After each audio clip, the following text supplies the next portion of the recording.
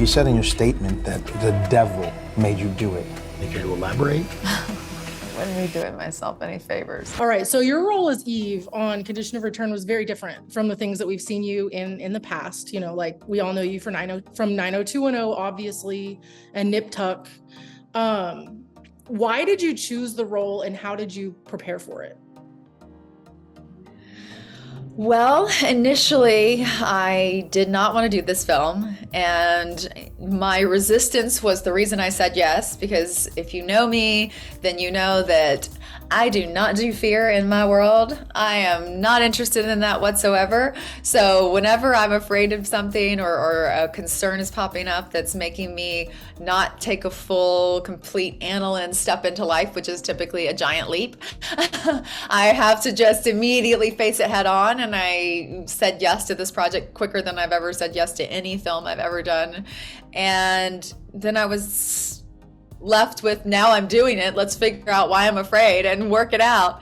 So there was a fear of glorifying the issue that is mass shootings, and I wanted to make sure that whatever we did with this, that we were highlighting the narrative of the mental health decline of the young woman who ultimately chooses to perpetrate this horrible atrocity onto her congregation, and not anything else, and not entertainment, flashy, whatever. And I talked with the director, Tommy Stovall, and I was just like, you know, it really has to be, you know, icky and yucky and gritty and gross, that she's even walking into this church and holding this AR-15, and how that all plays out has to never look glamorized, never look anything. And he was like, oh, honey, we know, we're fully on the same page. And so we were able to start that and go into it. And then the process of it was very different than the many, they call them villain roles that I've played throughout my 20-year career. And it was because of the nature of it being so relevant in our world. I think that it was ever present in mind that this really is happening. It's a present tense thing. It is continually occurring. And so there was just that much more weight on top of this already dark character. And then there's the fact of where I am in my life now. So I'm kind of like talking to my team, like, I'd like to do comedy, you know, like I'd like to like maybe never do dark roles again. My entire career is built on this, but I'm like, let's do a complete bait and switch. You know, I mean, like I could be like emo and dark, but like in a really over dramatic comedic way. Like let's bring some light into my career for the next 20 years. And cut to takes a job shooting, you know, doing a film about one of the most intense topics we could broach. So I'm at this space in my life and I'm realizing, wow, it's when I had not faced my AnnaLynne shadow, it was a lot easier to play the shadow of a character on film. Now that I have done a lot of work on myself and come to terms with the abuses and the traumas and the stuff that I went through as a kid and throughout my life that turned me into not always my favorite person. A lot of times my least favorite person was me, and I've done a lot of things that I'm not proud of. And once I started facing those aspects of myself, I became a different me. And now that me was trying to broach this type of energy and this type of character. And it was much more confronting. It was much more challenging and clearing at the end of the day, at the end of the week, clearing out. We're trained how to step into the role of a character as actors. We're not trained how to leave those characters behind. And it will come over into your day, into your relationships, into your conversations that you're having outside of set. And that it has a ripple effect. So I had to be really accountable with my energy doing this project. And I was grateful to be in the magical lands of Arizona. And I had the luxury of being able to take the 2-hour drive up to Sedona and the sacred lands there and do ceremony and do healing like the indigenous used to do. And that provided me with a resource a modality and multiple modalities that could help me get back to AnnaLynne on the weekend and then start back on work on Monday with a clean slate. And I'm grateful for that process, but it was a little grueling. There were some moments, and I got into like full blown rip your face off fights with a couple people, friends in my life. And then we stopped and I was like, wait, what's going on? There's something that's not us happening right now.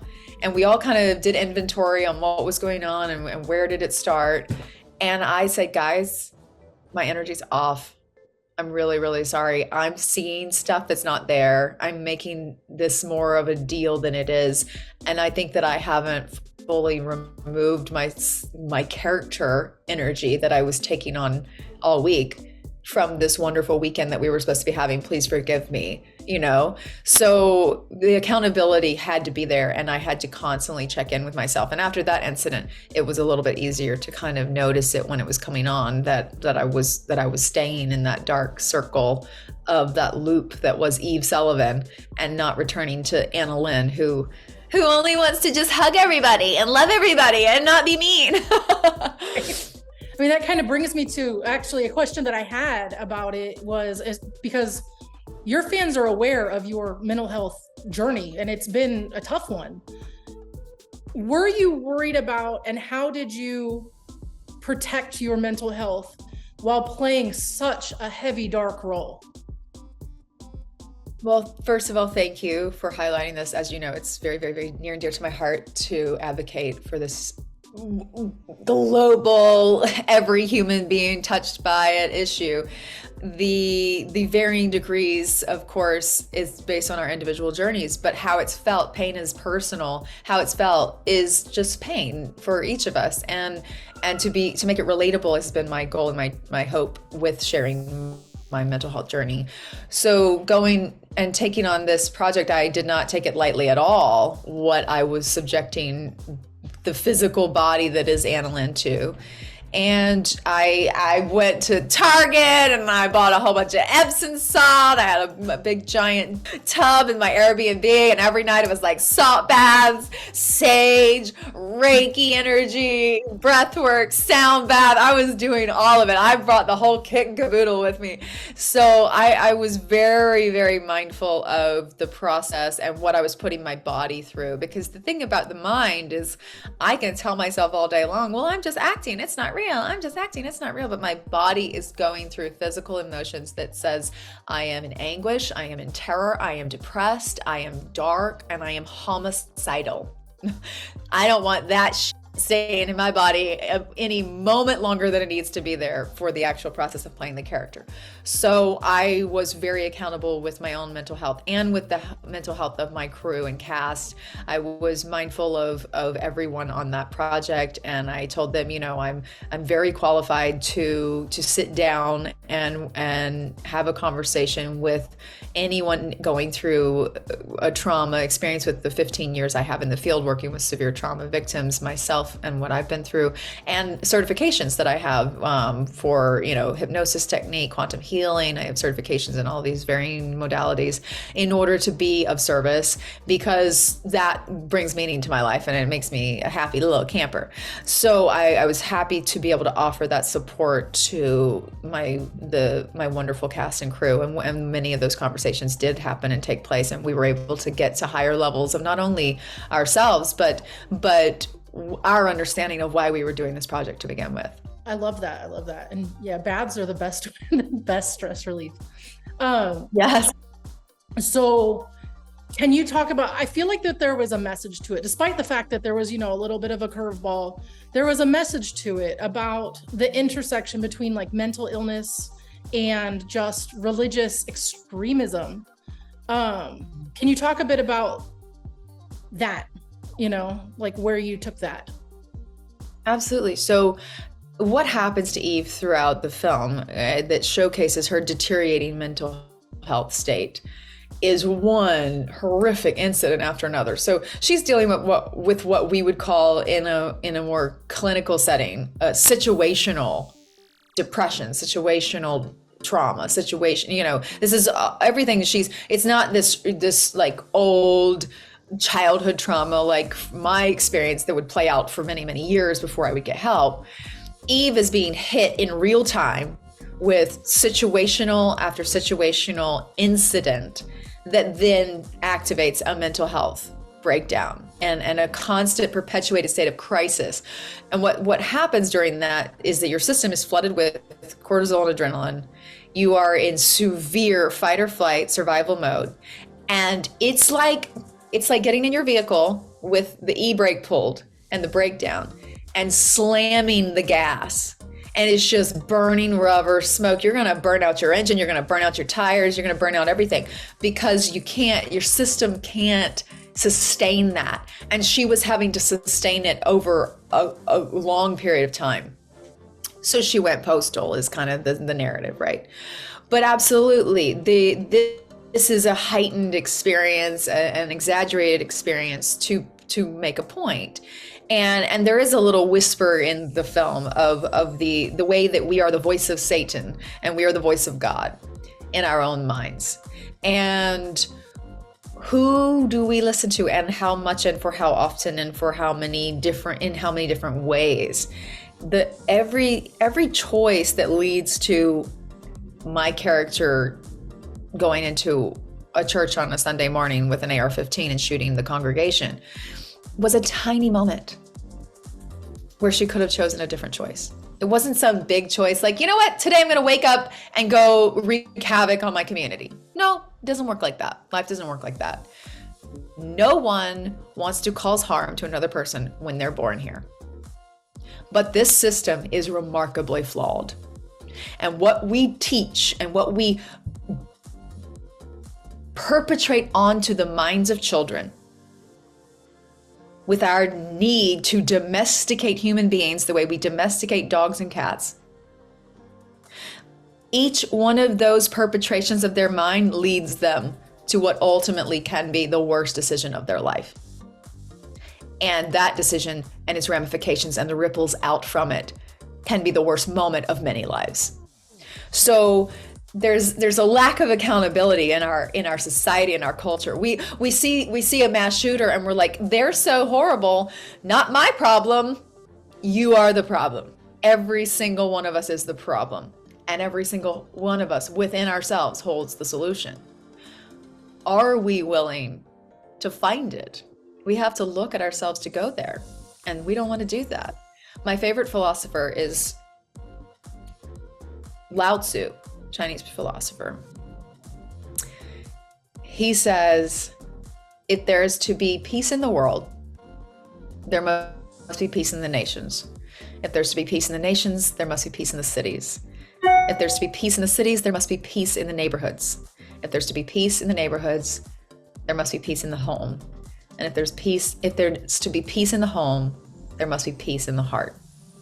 We love to skip all the steps where we're personally accountable for the world around us. Look back.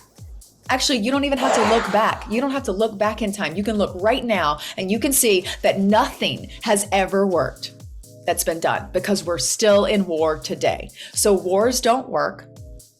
Taking sides doesn't work. Retaliating doesn't work. It doesn't do anything to solve the problem. Oh, yes, you have the right to retaliate and protect yourself, but you won't change anything and you won't better our world. You are only making it worse. This is really hard for people because they have to look in the mirror and they don't want to do that. And that for me is a prerequisite of my existence. I will always admit to you where I am at fault because I never would. And Eve was failed by a failing system, and then she failed her own system. And it was the cyclical nature of the system failing her and her failing back. And at the end of it, she took the lives of so many innocent individuals and caused the detriment to herself that you see in this film. So the film to me is much bigger than just what it is. It has a whole lot of in there, and whomever have eyes to see, let them see. Yeah, there were a lot of layers, and it's one of those movies that you watch it and then like I watched it last week and I'm still like thinking back about the layers and the layers and the layers. And that's exactly, you're dead on. I've got chills. Oh my gosh. So basically, it seems like the viewers really loved it. You got great reviews from everybody who watched it. The critics, not so much. What do you have to say to these critics that are calling it tone deaf and criticizing you for doing a shooting movie?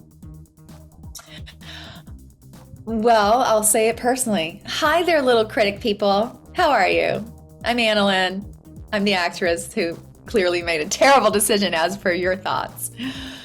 I would love to give you a hug. Are you happy in your life? Can you use your critical mind to think deeper than surface level and actually perhaps offer thoughtful, thought-provoking responses to something that you may or may not fully agree with?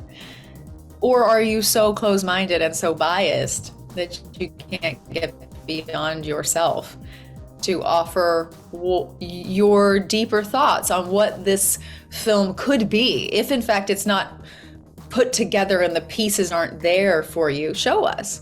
Tell us why they're not together and show us what we need in response. I never appreciate a critic who just thinks something's bad. Show me all the ways that it can be better. If you're so brilliant, I would love to hear your brilliant thoughts on it. And yes, I'm being shady because I can, and I'm so fine with it. But that would be my response. We're talking one sentence reviews, so you're absolutely correct. Absolutely correct. Yeah. So with that said, where will we see you next? What can we look forward to? I always love some AnnaLynne McCord. I want to know where to see you. Well, thank you. And now that I'm allowed to talk about what I'm doing, Yes. very grateful that the strike is over and that we've come to an agreement that is beneficial for all involved.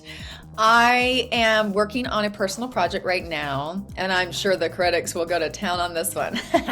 Bring it, bitches. I have, through the process of my journey, I've documented without really thinking about it, because it was a process that I did in order to just feel like I wasn't alone.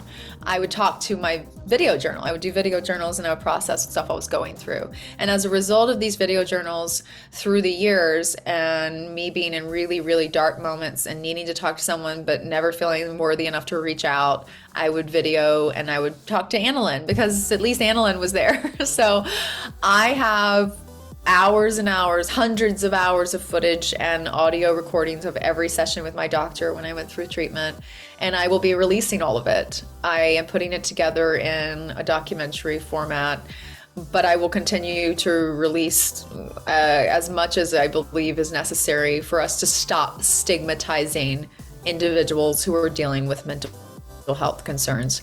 And unfortunately, we are still facing stigmatism even now, even today, even as widespread as this conversation is. It is still in closer circles. It's still whispers. Well, isn't she just crazy? Well, isn't that just this? Or aren't they just like that? Don't they have like some kind of mental thing? Like, can you imagine if someone was like, yeah, but like, doesn't she have cancer? Like, yeah, like she's got like cancer. What? Can you fathom the audacity and the disgustingness, and how disgusted we would be if someone was shaming someone for getting themselves cancer? Like, what? So the fact that there's even whispers still of I think about David Grush, who just came out with Congress and called out the issue with UAPs and UFOs and really highlighted that our government has been at the expense of individuals' lives, reputations, the like safety in their own world for decades. They've said that this is not true, and now disclosure's happening. And then the first thing that happens is that they're like, yeah, but David Grush is dealing with PTSD, and he's like literally smearing his mental health as if that's why he is talking about these things. And so that to me is really gross and really disgusting. And so I am putting this project together called A Girl Like Me. And I hope that everyone who's dealing with this, when the project comes out, that you can see that I'm a girl like you. I'm just a girl like you. I could be anybody. You could blur out my face and put another face there, and it would be anybody's story. If you go through pain, you're going to need to find a sense of purpose with it. And before you can do that, you need to actually be able to find a place of peace. And so this process is offered in the film to show process, because we don't have that. We have like, this is what happened to me and this is where I am today and everything is great, yay, the end. And that's just not real life. And so I want people to see that I am a continual little work of art over here, like tapping away and chiseling away at the parts of me that need accountability and that need to be worked on. And I happen to have documented it. So that's my big project right now that I'm working on. I hope that it's my life's work. Love it. I can't wait to see it. That's going to be awesome. Way more than I expected. Like I said, I adore you. I'm a 90210 fan, so I've been around for a while. Oh, thank you. Well, I'm a big fan of the pink hair, so please keep that going. That's so fun. Thank you. I love it.